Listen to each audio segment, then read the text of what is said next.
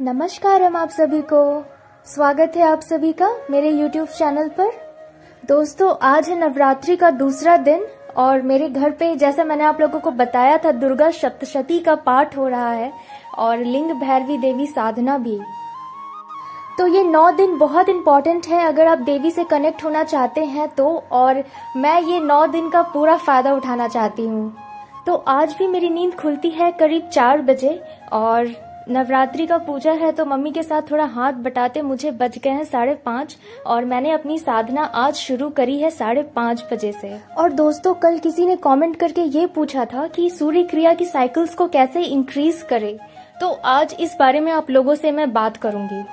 लोग क्रिया कर रहे हैं जैसे शांभवी महामुद्रा क्रिया या शक्ति चलन क्रिया, तो इससे क्या होता है कि आपको अंदर से एनर्जी मिलती है। अगर आप फोर्सफुली साइकिल्स को इंक्रीज करने की कोशिश करोगे तो आप देखोगे कि आप थक जाओगे, और अगर आप शांभवी कर रहे हैं, शक्ति चलन क्रिया कर रहे हैं, तो आप देखोगे कि नेचुरली आपका साइकिल्स इंक्रीज होगा, आपको एफर्ट नहीं लगेगी और आपका जो स्टेमिना है वो बढ़ेगा। फॉर एग्जाम्पल मैं आपको बताती हूँ, जो सूर्य शक्ति के साइकिल्स थे मैं पहले 33 तक कर पाती थी और 33 करने में मेरी हालत खराब हो जाती थी। लेकिन जब से मैंने शक्ति चलन क्रिया सीखा, जब मेरी बॉडी में सिस्टम में शक्ति चलन क्रिया आया, उसके बाद मैंने देखा 33 साइकिल मतलब मेरे लिए हलवा। और 48 साइकिल्स भी मैं बहुत इजीली कर लेती हूँ बिना कोई एफर्ट के, और मुझे ऐसा फील होता है सूर्य शक्ति किया भी है, क्योंकि लिटरली बॉडी इतना लाइट फील होता है शक्ति चलन क्रिया करके। आप फील करोगे कि आप हवा में हो, और ये मजाक की बात नहीं है।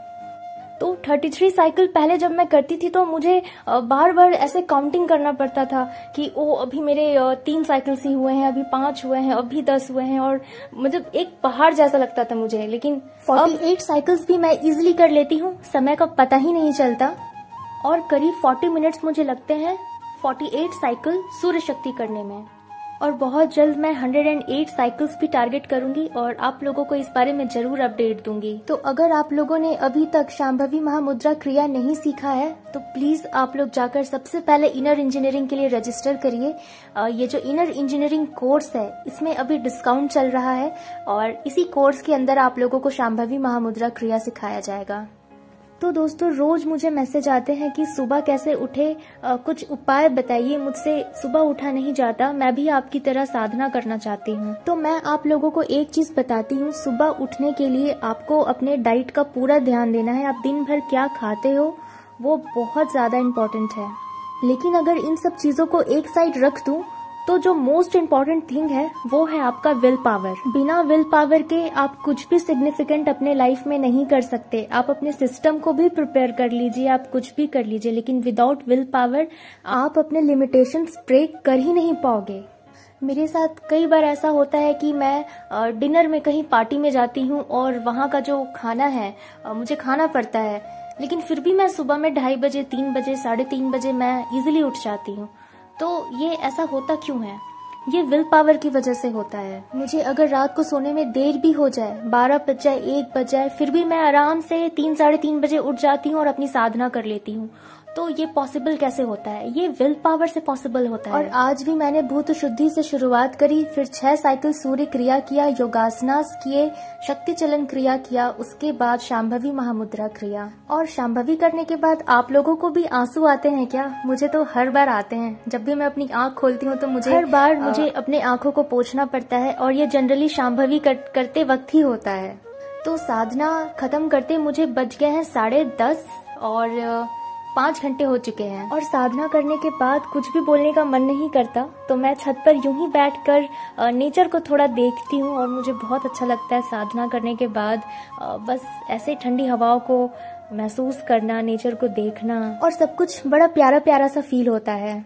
तो 5 घंटे की साधना मैंने अभी निपटा ली है और नीचे जाकर मैंने देखा तो मेरी मम्मी अभी तक दुर्गा सप्तशती का पाठ कर रही थी। तो मुझे अब थोड़ा वेट करना होगा, क्योंकि जब तक मेरी मम्मी की पूजा खत्म नहीं होती मैं देवी साधना और व्रत वॉचिंग नहीं कर सकती। तो अभी मैं पीऊँगी हनी वाटर, जो कि हल्का सा गुनगुना पानी है, और 2 चम्मच हनी है। ये आपके बॉडी का आरबीसी लेवल बढ़ाता है और ये बहुत इंपॉर्टेंट है, और हर कोई के पास हनी तो होना ही चाहिए।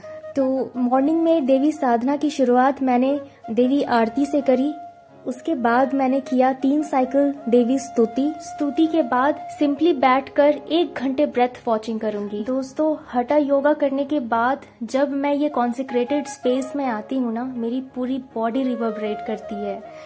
आप लोग जिन लोगों के पास भी कॉन्सेक्रेटेड आइटम्स है जैसे ध्यानलिंगा यंत्र, देवी कुड़ी, आप लोग महसूस करते होंगे कि साधना करने के बाद जब आप ये स्पेस पे आते हो तो अलग ही एक्सपीरियंस होता है। वैसे आपको अपनी साधना यंत्रा के पास ही करनी है जो कॉन्सेक्रेटेड स्पेस आपने बनाया है, लेकिन मेरे घर पे जगह थोड़ा कम है, इसीलिए मैं छत को ही प्रेफर करती हूँ हठा योगा के लिए। बाकी क्रियाज मैं यहाँ भी कर सकती हूँ। तो साधना करने के बाद ये मेरा फेवरेट ड्रिंक सत्तू, जो बॉडी को पूरी तरीके से कूल कर देता है। उसके बाद मैंने खाया लंच। ये भिगोए हुए कुछ ड्राई फ्रूट्स हैं और ये विदाउट ओनियन एंड गार्लिक का शुद्ध सात्विक भोजन। और अभी बज रहे हैं 2, जनरली 2 बज जा रहे हैं क्योंकि काम थोड़ा ज्यादा हो रहा है अभी नवरात्रि के वजह से। खाना खाने के बाद का जो समय है मैं जनरली एडिटिंग में बिताती हूँ। और मेरे YouTube चैनल पर मुझे अभी भी विश्वास नहीं होता, मैंने इतने सारे वीडियोस अपलोड कर दिए हैं। मतलब मैंने कभी सपने में भी नहीं सोचा था कि मैं वीडियोस बनाऊंगी, और ये पता नहीं कैसे हो रहा है, बस हो रहा है। और शाम का जो समय है मैं जनरली छत पर बिताती हूँ, तो मेरा पहला शून्य है वो ही आज 5:30 बजे हुआ है। और ये जो आसमान की जो ये लालिमा है आप देख सकते हैं, ये कितना खूबसूरत लग रहा है।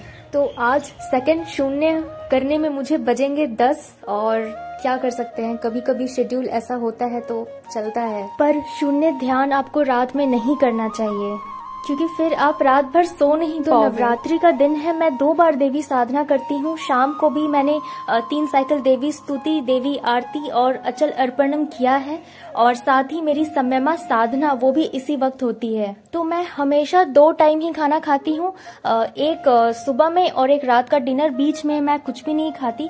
और अभी मैं बना रही हूँ डिनर के लिए पनीर। तो बहुत लोग पूछते हैं कि 2 टाइम मील करना है, क्या हमारा प्रोटीन का लेवल कम ना हो जाए, न्यूट्रिशन कम ना हो जाए? तो ऐसा नहीं होता है। आपको खाने पीने का पूरा ध्यान देना है। आपको ध्यान देना है कि आप सफिशिएंट जो मिलेट्स है और ड्राई फ्रूट्स हैं और जो रॉ फ्रूट्स हैं, सैलड्स हैं, ये सब आप पूरे तरीके से अच्छे से खाइए। और ईशा लाइफ का जो ग्राउंडनट है वो जरूर मंगाइएगा क्योंकि वो ऑर्गेनिक है और उसमें न्यूट्रिशन का लेवल बहुत ज्यादा है। तो अगर आप 2 मील भी खाते हैं और अगर आप अपने खाने पीने की चीजों का ध्यान रखते हैं तो आपके बॉडी में कोई भी चीज की डेफिशिएंसी नहीं होगी। और ज्यादा खाना खा करके ही लोग बीमार पड़ते हैं, कम खाना खाकर कोई बीमार नहीं पड़ता। तो आज भी मैंने कम से कम 7 घंटे की साधना कर ली है। और आज के ब्लॉग में बस इतना ही। वीडियो पसंद आए हो तो इसे लाइक करना, कमेंट करके बताना ये वीडियो आप लोगों को कैसा लगा। और अगर इस चैनल पर न्यू हो तो चैनल को सब्सक्राइब करना मत भूलना। मिलते हैं अगले वीडियो में। Thanks for watching.